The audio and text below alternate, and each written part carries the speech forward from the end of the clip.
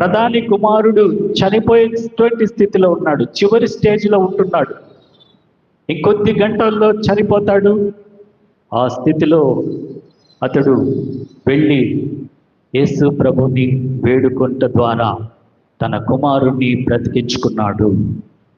ఈ వాక్యంను మనము ధ్యానిస్తున్నాము.